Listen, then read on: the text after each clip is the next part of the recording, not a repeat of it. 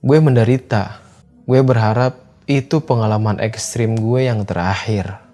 Pelan-pelan, bacanya juga merinding nih.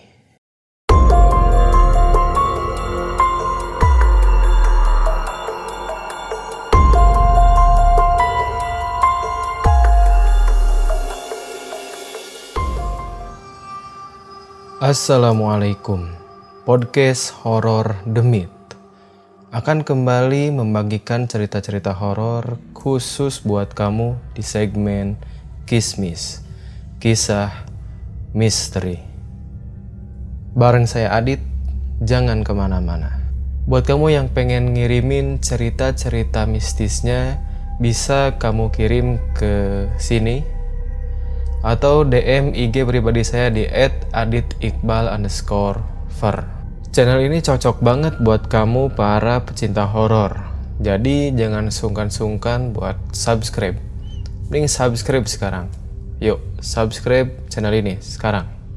Di episode kali ini saya dapat cerita dari seseorang, sebut saja namanya Sari. Dia adalah seorang penari.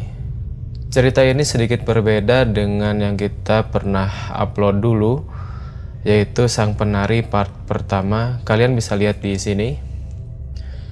Oke, langsung aja. Gimana cerita Sari ini? Pasang headsetnya, matiin lampunya, dan pastiin kamu lagi sendirian.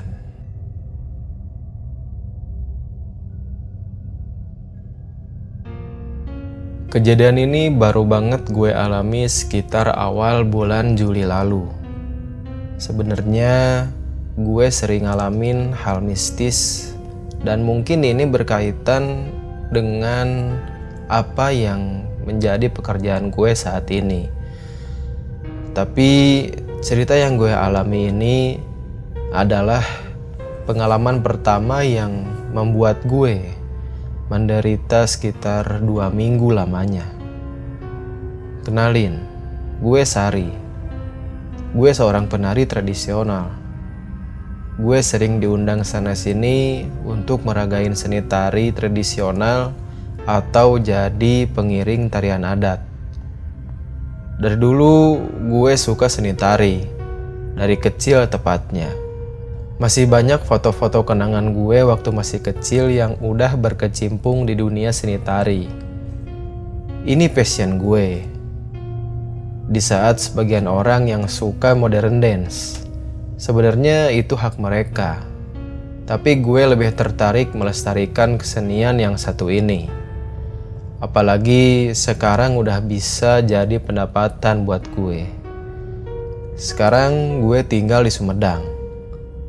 Gue orangnya emang agak peka sama hal mistis. Pernah dulu gue nari di panggung di daerah gue, acara pentas seni gitu. Sehabis acara gue kesurupan. Mungkin dari situ titik awal kenapa gue bisa peka kayak gini. Risih gak risih juga sih. Emang sih banyak orang di negeri kita ini yang masih nganggap kalau kesenian tari tradisional berkaitan sama hal-hal yang mistis. Ada ritualnya lah atau segala macam yang berbau mistis. Sebenarnya itu pro kontra juga.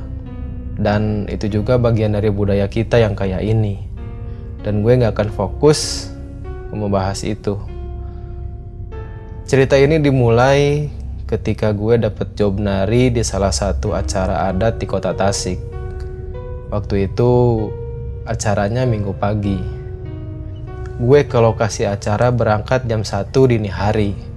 Mungkin ini juga kali ya penyebab gue diganggu. Soalnya yang kita tahu kan jam segitu emang jam-jamnya mereka. Gue berangkat diantar teman gue, sebut aja Reno. Ren, gue dapat job di Tasik nih. Anterin gue ke sana yuk.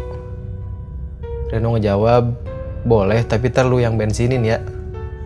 Ya boleh deh, kata gue.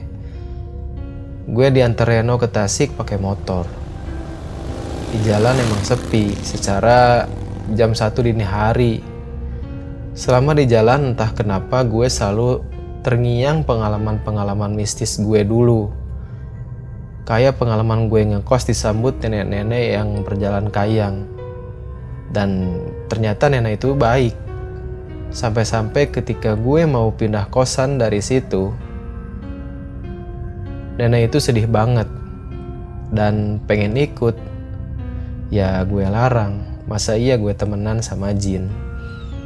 Singkat cerita, gue sampai di Tasik. Gue udah dikasih alamatnya sama yang undang. Jalan ke tempat acara yang awalnya terang, banyak lampu dari rumah warga, tiba-tiba jadi gelap gulita, gak ada cahaya lampu lagi. Gue dan Reno ngelewatin hutan.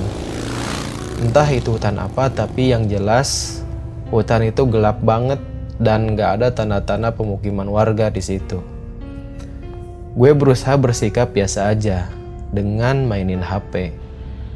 Sepanjang jalan di hutan itu gue terus aja nunduk mainin HP. Karena gue cewek ya, lu tahu sendirilah. Kesukaan cewek itu salah satunya sering ngebenerin rambut. Gue yang udah gak nyaman sama rambut gue ini ya gue pengen iket aja rambutnya.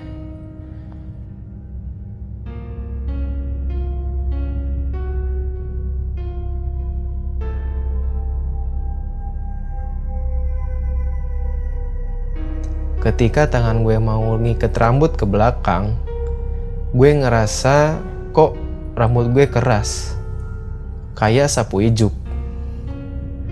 Dalam hati gue, perasaan ini rambut gak segini kerasnya. Gue mau iket lagi ke belakang, rasanya tetap sama. Berulang-ulang mau iket rambut, tapi gak jadi soalnya heran aja kok rambut gue keras banget. Aduh, apaan sih nih? Kapan keluarnya sih dari hutan ini?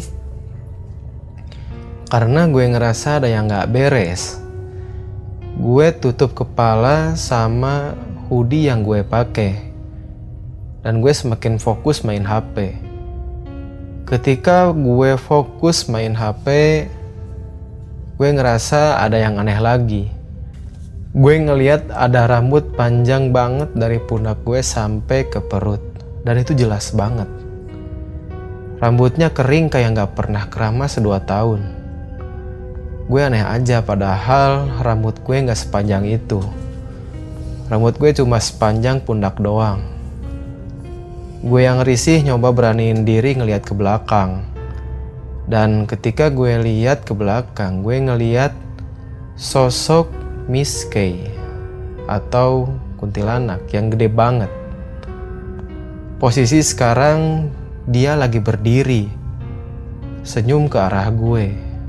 Mukanya tua kayak nenek-nenek. Rambutnya ngambang acak-acakan dan panjangnya sampai kaki dia. Lu bisa bayangin ketika tadi gue nunduk main HP, dia lagi posisi terbang kayak Superman dan kepalanya pas banget ada di atas kepala gue. Dan rambutnya itu menjuntai ke pundak gue.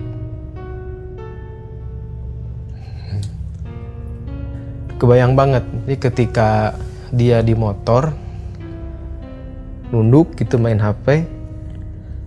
Terus ngebayangi dia ngelihat ada rambut di pundaknya. Itu si Miskanya mungkin lagi wah, ngeri banget. Lanjut. Seketika gue langsung ngalihin pandangan gue ke depan. Dan bener aja rambut itu perlahan turun ke pundak gue lagi. Berarti gini lagi loh.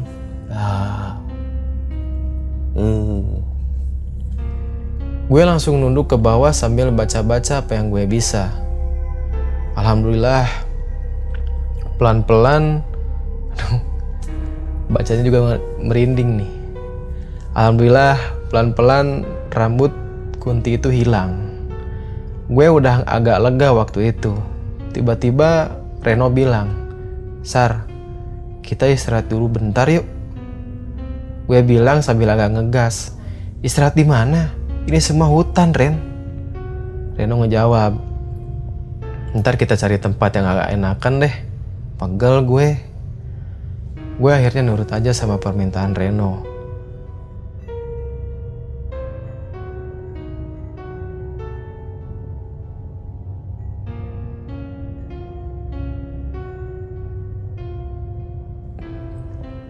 Kita istirahat di pinggir jalan yang di sana ada empangnya.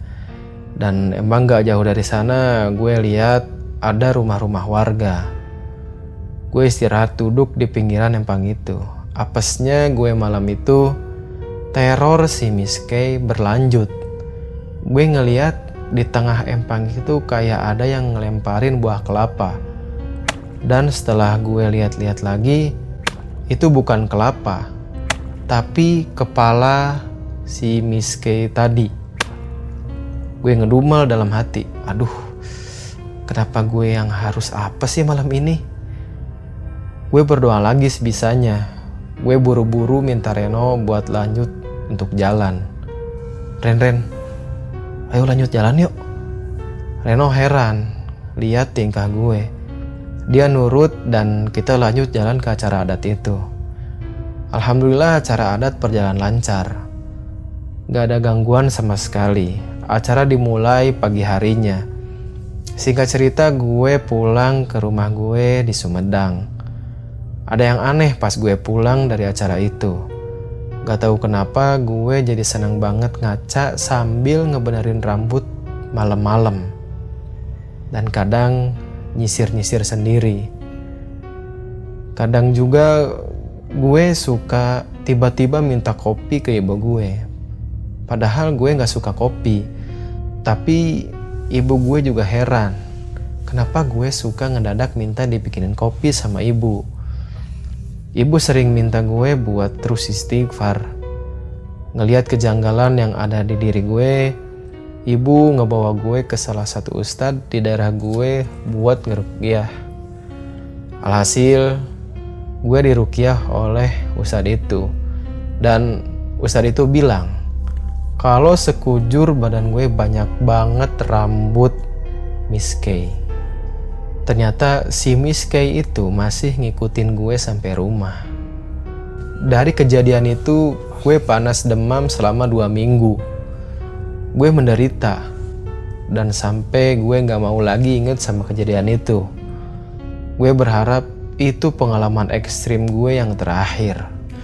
Yang mau berpartisipasi ngirimin cerita horornya bisa dikirim ke sini atau DM IG saya di @adit_iqbal_ver. Subscribe channel ini bagi yang belum. Oke, jangan ragu. Assalamualaikum.